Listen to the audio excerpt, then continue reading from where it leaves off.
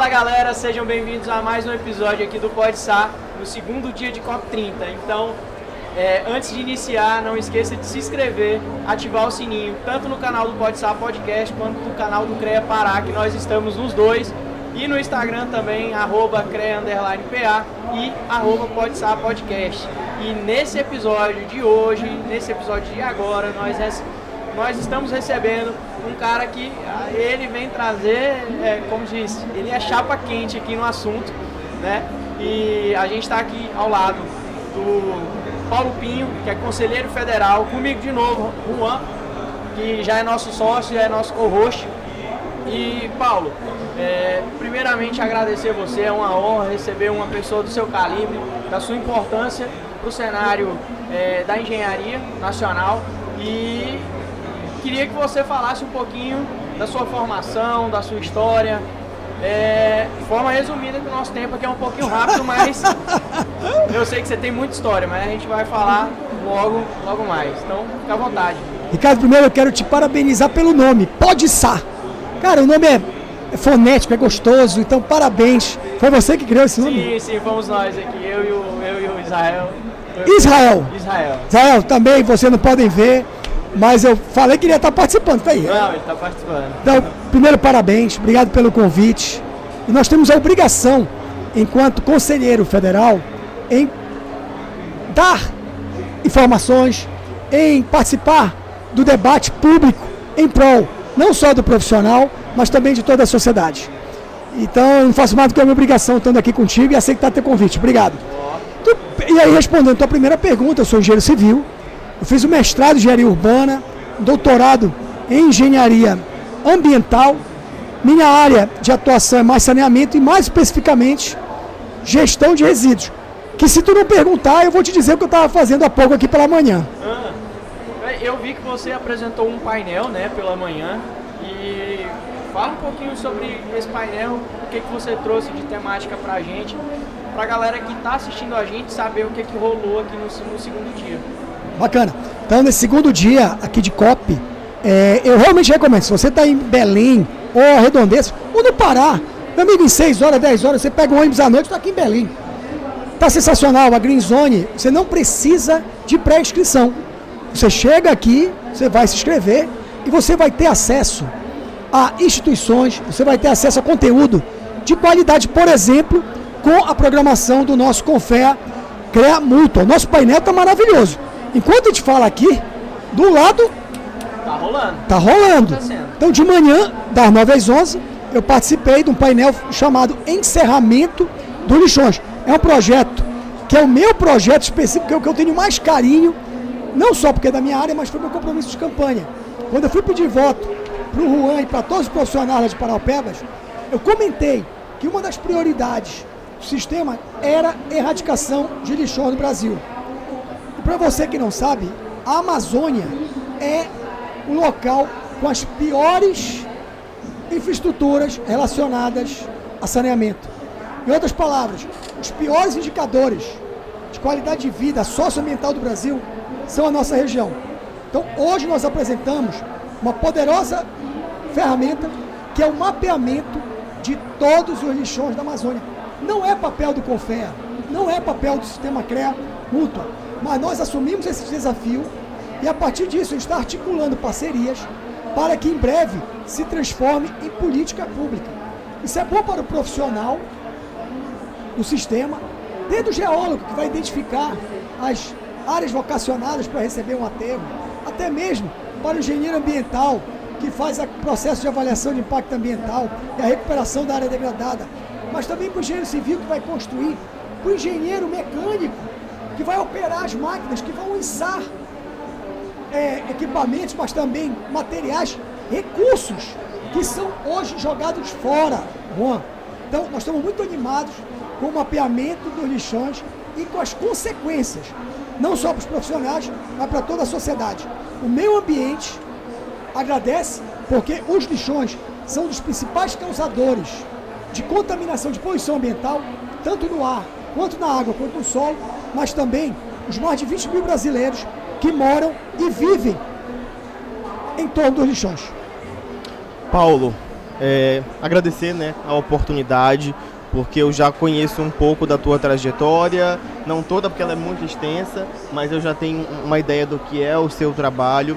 E especificamente na questão do saneamento, não só sua, mas o Josué Dito da Multa também, ele tem um envolvimento profundo com a questão do saneamento. Já vi Josué em missão do Marajó, que corajoso para encarar. Então, assim, hoje, a partir desse levantamento que o Confea se dispôs a fazer, o objetivo de vocês seria entrar em contato com os municípios, com os estados, para que isso vire política pública? Como que isso vai ser entregue à sociedade? Porque nós somos uma autarquia federal, então a gente entende que, por mais que o que mantenha o nosso sistema seja uma arrecadação interna, tem que haver uma devolutiva à sociedade. Então, como que esses dados levantados vão ser trabalhados junto aos municípios, se é consórcio, se é parceria, e com essa transferência de dado, a gente também visualiza um papel do CREA, do Confea ou da multa em algo além, ou a gente vai também ficar ali nessa entrega inicial para que o município dali se desenrole, porque a gente entende que muitas vezes os municípios não têm capacidade técnica até mesmo de fazer a leitura desses dados. Bom, primeiro entregar uma ferramenta poderosa, robusta. Em outras palavras, nós temos que ter precisão. Falar de engenharia é falar de precisão. Então, o nosso mapeamento, ele tem que ser excelente. Estou te falando isso porque nós já identificamos 1.453 lixões nessa primeira versão, que vai ser apresentada sexta-feira, 9 horas da manhã. Então, você ainda tem tempo. Se você quer ver isso na prática, para ver essa ferramenta, é só chegar aqui, sexta-feira, 9 horas da manhã, na Green Zone, não paga nada. Quando nós tivermos essa ferramenta, nós temos a obrigação de dar publicidade. Só que antes disso, o que nós já estamos fazendo lá em Brasília, é articulando com o Ministério do Meio Ambiente, com o Ministério das Cidades, com outros parceiros que também são sensíveis às causas, que, repito, não é só ambiental, é uma questão de desenvolvimento, é uma questão de direitos humanos. A Justiça do Trabalho tem a ver com isso, porque tem crianças trabalhando em lixões. Então nós temos um esforço, um desafio gigante, Juan, para mobilizar a sociedade. Nesse sentido, você falou do Josué, que é meu parceiro, meu irmão, um grande abraço, Josué. E hoje, ele leu o manifesto pela erradicação do lixão na Amazônia. Você viu, você estava presente. A partir desse manifesto, nós vimos que não é suficiente nós falarmos, eu gosto de falar que é para convertidos.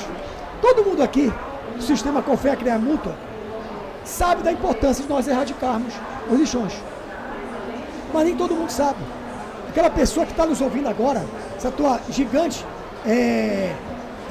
teu público, que nem todo mundo é engenheiro, deve estar perguntando por que eu investi na erradicação de lixão, se eu tenho que investir em educação, se eu tenho que investir em saúde. O problema de saneamento é um problema mundial.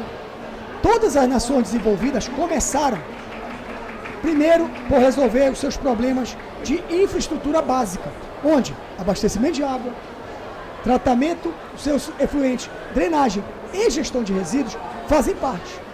Assim como a pavimentação, que faz parte da drenagem. Então nós estamos falando de qualidade de vida. Dito isso, a partir desse manifesto, o que nós queremos é criar um grande movimento pela erradicação dos lixões na Amazônia, como uma pauta, que ela tem que ser uma pauta prioritária de toda a sociedade brasileira. A partir dessa situação que nós vamos criar, porque hoje o saneamento não é a prioridade, eu não sei se vocês concordam, porque senão não existiriam 2 mil lixões na Amazônia, não existiria criança no lixo. Então, nós já estamos articulando com os ministérios em Brasília, só que nós acreditamos que a gente tem que mobilizar toda a sociedade brasileira para erradicar os lixões da Amazônia, porque saneamento básico, ele tem que ser uma prioridade, não só do sistema Confea CREA Mútua, mas de toda a sociedade brasileira. Show de bola. E Paulo, você falou, a gente conversando antes, né, sobre as suas atribuições dentro do Confea. Eu confesso para você que eu não sabia a diferença do Confea para o CREA E acredito também que quem está nos assistindo precisa entender, e isso ninguém melhor que você para explicar. Então, obrigado. Então, pessoal, o sistema Confea CREA Mútua, primeiro que é um sistema profissional. Então, ele representa e fiscaliza as atribuições e o exercício profissional de mais de 322 títulos. E o último foi do Pará, Engenharia Geofísica, e é uma mulher, a primeira. Muito obrigado. Você não tem noção do tamanho desse sistema. É o maior sistema profissional do Brasil. Inclusive, é o que está estreitamente ligado a todas as áreas do desenvolvimento humano. Um exemplo. Mas a educação não é coberta. Mas como? Onde é que a pessoa recebe o conteúdo? Onde é que o professor, onde é que o servente, onde é que a boieira trabalha? Numa edificação que é uma escola. Estou dando um exemplo. O médico trabalha numa edificação que é um hospital. Estou dando um exemplo. Em todas essas edificações, passou um engenheiro mecânico, passou um engenheiro elétrico, passou um engenheiro ambiental no processo de licenciamento ambiental. Geógrafos são importantíssimos, por exemplo, para nós entendermos e ensinarmos a nossa natureza, a nossa geografia. Os geocientistas, para localizar não só aterros sanitários, mas também para identificar áreas de riscos. Então, o sistema Confea CREA Mútua, ele primeiro tem na sua base operacional os CREAs nos 27 estados. É lá que acontece a fiscalização do exercício profissional. E não é só ver se o engenheiro mecânico está com sua anuidade em dia. É lá que ela vai ver quem não é engenheiro, quem não é profissional está atuando. Então, a primeira e maior função do sistema é exercida nos estados, através dos seus CREAs. E esse exercício, essa atuação, ela é toda deliberada em Brasília, no CONFEA, que é o Conselho Federal de Engenharia e Agronomia, onde lá é que estabelece de que forma vão acontecer as fiscalizações, como os recursos vão ser divididos, quais são as normas, por exemplo, que tem que ser respeitadas no momento de eu fazer uma manutenção predial, no momento de eu, por exemplo, estava falando em off, orientar um condomínio que quer fazer o seu ponto de recarga de carros elétricos. Então, aonde tem desenvolvimento, onde tem sociedade, você pode ter certeza que o sistema Confea CREA Mútua está envolvido. E a mútua, ela é a parte assistencial. O profissional conta com uma rede de apoio, de assistência, inclusive funerária, mas também assistência médica. E você quer montar o seu escritório, você quer comprar o seu carro, você tem o apoio da mútua para poder realizar o seu sonho e dar os primeiros passos, ou então fortalecer a sua trajetória. Você falou anteriormente que a proximidade hoje dos conselheiros do CONFEA tem que ter uma proximidade muito grande com o Congresso e com o Senado Federal, né? Até para apoiarem algumas pautas ou avisar dos Avisar não ser contra algumas pautas. Ser contra, né? E como que funciona essa relação com o Congresso Nacional? Meu caro, nós temos uma assessoria parlamentar que nos avisa, por exemplo, hoje está sendo votada a engenharia social no Senado Federal. Na semana passada tem uma pauta que não é boa para a sociedade brasileira, não é boa para os profissionais, no caso do nosso sistema, que estão querendo, e nem para a sociedade brasileira, estão querendo mudar as regras, estão querendo taxar, estão querendo cobrar impostos de quem tem placa de energia solar. Então, esse imposto do sol, né? O famoso imposto do sol. Então é nesse momento que conselheiros, o presidente do CONFEA se mobilizam, colocam a sua posição, inclusive técnica, para poder barrar ou no mínimo se manifestar para que o correto tecnicamente prevaleça. Perfeito. Eu sou de uma cidade, eu nasci aqui no Pará, sou paraense, de Parauapebas, região de Carajás, e eu estava até falando que a nossa cidade hoje, através da SEMECT, né, que é a Secretaria de Mineração e Energia, ela mostrou dados pra gente que a cidade de Paraupebas ela vem numa crescente muito grande de energia solar, energia matriz energética renovável. Então você falando sobre isso pra gente já dá aquele insight de, poxa, pode desacelerar isso na nossa cidade, que é uma cidade que vive da mineração, mas que a mineração também ela passa por transição energética, né? A gente está aqui na COP. Nós estamos com um problema, né? O Brasil respondeu tão rapidamente, as empresas, as instituições, o povo brasileiro, que nós estamos com uma sobrecarga de produção de energia que está entrando na rede. A gente pode entrar numa conversa mais técnica, mas a ideia, né, é não complicar muito. Mas o fato é, a energia que você produz em casa entra, que é um grid, ela entra na rede. Então, o pessoal que distribui, as empresas que distribuem, por exemplo, aqui no Pará Equatorial, ela está defendendo seus interesses e acredita que tem que ser remunerada de uma forma para poder também dar manutenção a partir dessa sobrecarga que está acontecendo, essa produção. Então, é um problema bom para a gente resolver, porque nós precisamos ampliar a nossa matriz energética, que já é boa, só que a resposta foi tão grande que nós não temos capacidade instalada para receber toda essa oferta que está sendo gerada. E aí entra com discussões técnicas, com câmaras, então isso é muito interessante saber. Um exemplo, existe a Câmara Técnica de Engenharia Mecânica, existe a Câmara Técnica de Meio Ambiente, que eu faço parte, muito possivelmente no próximo ano eu vou discutir, e aí do interesse do Juan.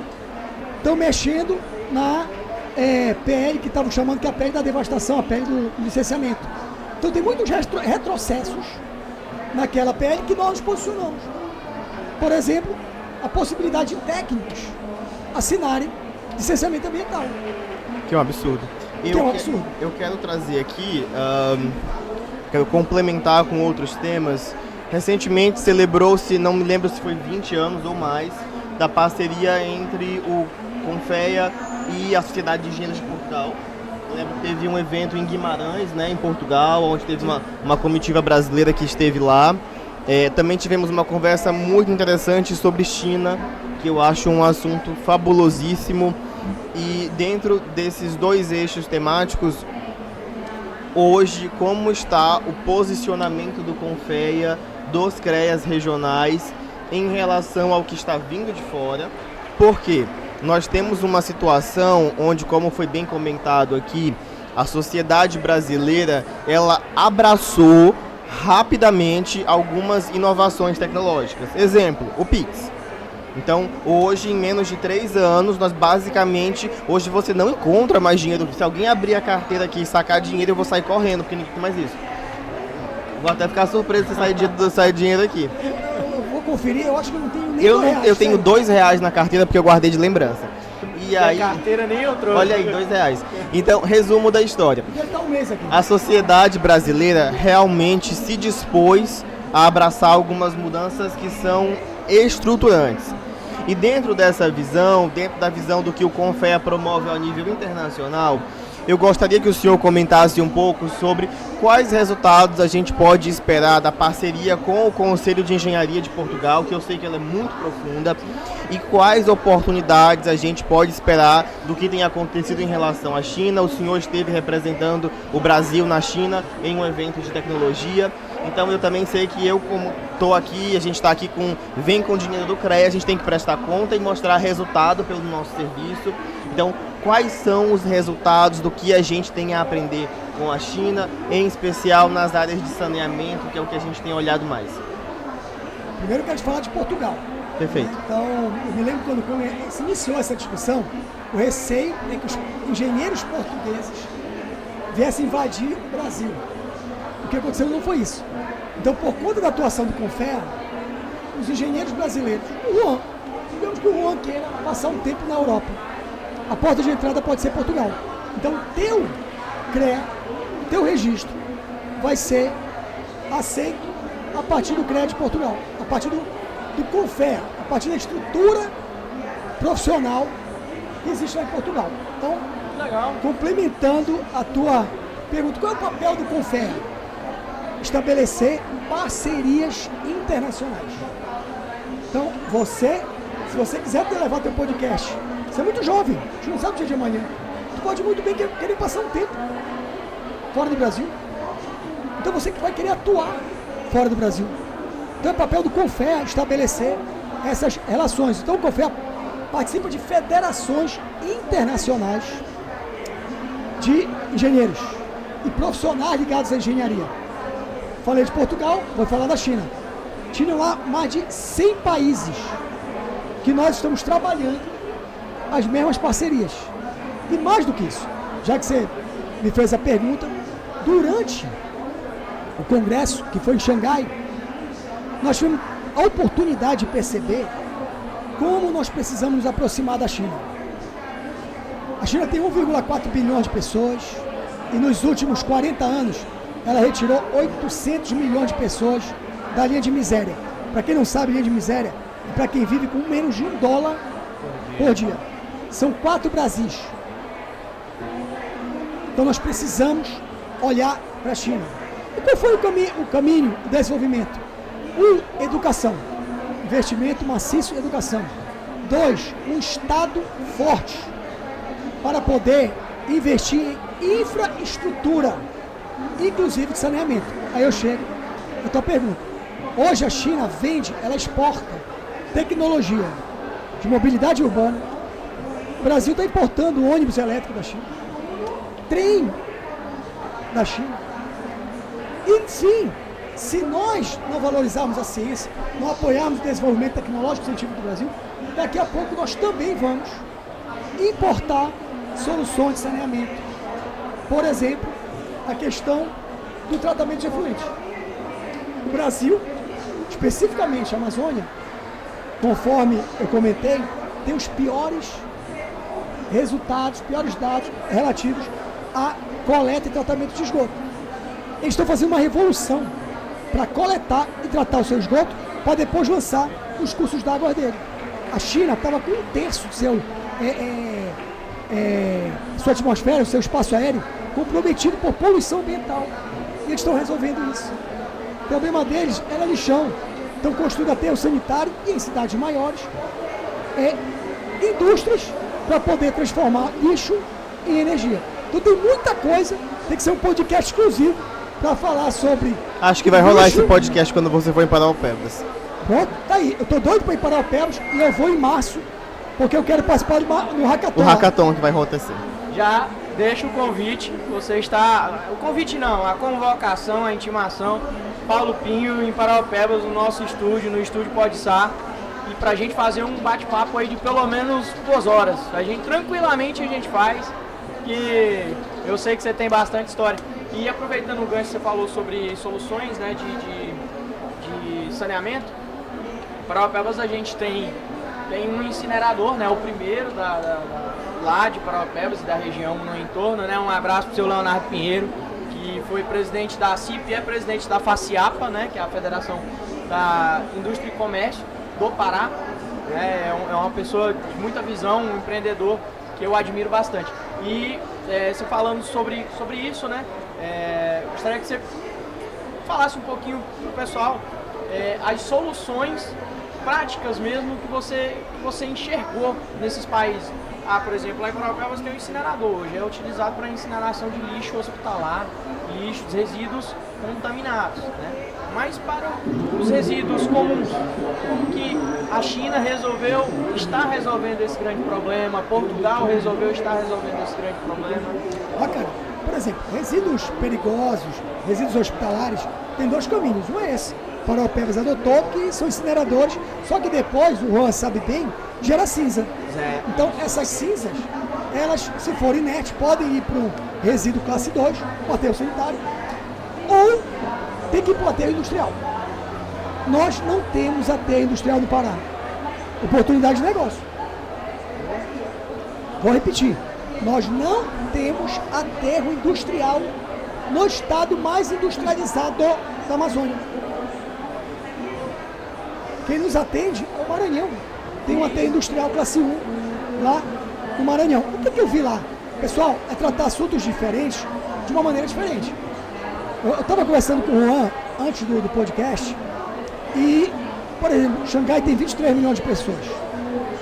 Lá, eles têm 7 usinas de tratamento térmico que geram energia a partir do lixo. Só que eles têm, também assim como no Pará, na Amazônia, distritos, pequenas vilas, que não compensa nem economicamente a incineração. Então eles trabalham muito a questão do aterro sanitário. Só que antes de tudo, educação para segregar corretamente os resíduos. Então, cada cidadão chinês separa o seu resíduo reciclável, compostável e rejeito. Então, antes da tecnologia, tem que vir a educação. Paulo, nosso tempo está finalizando, eu falei que era um pouquinho curto, mas antes de finalizar, eu queria que você deixasse um insight, que você chegou aqui na COP30, viu, teve um insight, um aprendizado, e também deixasse aí as suas redes sociais, quem queira encontrar o Paulo, seja no LinkedIn, no YouTube, no Instagram. Eu sei que você tem um podcast também, então deixa aí pra galera as credenciais e você pode finalizar com o seu insight pra gente despedir aqui da turma. Bacana, primeiro eu quero parabenizar de novo. Cara, adorei saber que existe. Eu estarei em Paraupeba no próximo ano, eu estou devendo isso pro Juan faz tempo, então é mais uma oportunidade. Você pediu, você me provocou, pode ser um insight que eu tive da China e foi reforçado aqui? Pode. Juan Ricardo, na minha opinião, o que nós precisamos é fortalecer o governo do Brasil em suas 3 instâncias. No nível federal, estadual e municipal, não só executivo, mas o legislativo e também o judiciário. Não tem justiça municipal, mas enquanto nós não tivermos um governo forte, nós demoraremos mais a alcançar o estágio de desenvolvimento e qualidade de vida que todos merecem e têm direito. O que nós vemos aqui é o poder do governo brasileiro em organizar um evento mundial em solo paraense, em solo belenense. Isso é o poder, é a força do governo. Tem coisas que você como cidadão, eu como indivíduo, posso resolver. Mas tem questões que nós precisamos de um poder público forte. Então, a grande sacada é essa. Nós precisamos ser melhores cidadãos para poder cobrar dos nossos representantes, dos nossos políticos, resultados concretos em infraestrutura, em serviços. Nós precisamos ser melhores cidadãos para poder, inclusive, participar do processo eleitoral. Por quê?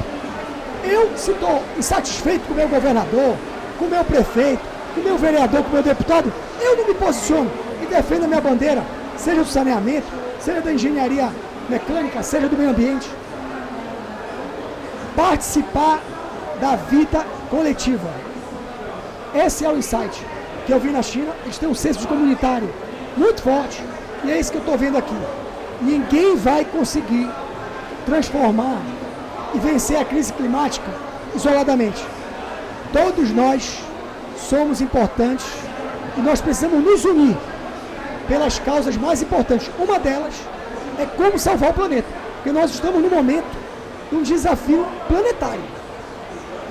Se nós continuarmos agindo na velocidade que a gente está agindo, nós acabamos ameaçando a possibilidade de vida na Terra. E os chineses identificaram isso. Eles são os principais poluidores do mundo. A matriz energética deles é carvão. Eles estão transformando a matriz energética deles. Nós não temos os problemas que os chineses têm. Inclusive 1,4 bilhão de pessoas para alimentar, para poder dar água. Nós temos a melhor matriz energética do mundo.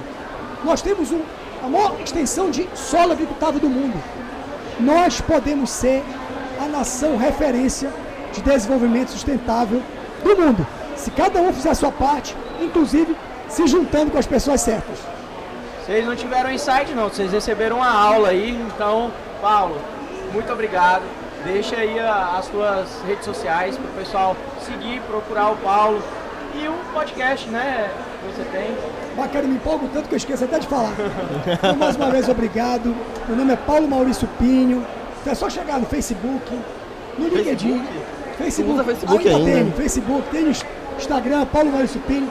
E toda segunda-feira, Rede Nova Belém tem o Papos com Sustentabilidade, que é exatamente isso. Eu convido pessoas para conversar sobre sustentabilidade, sobre qualidade de vida. Se você nos convidar, o Podsá vai estar lá com todo prazer, mas... Me digam quando vocês podem, só isso. Toda segunda, às 5 horas da tarde.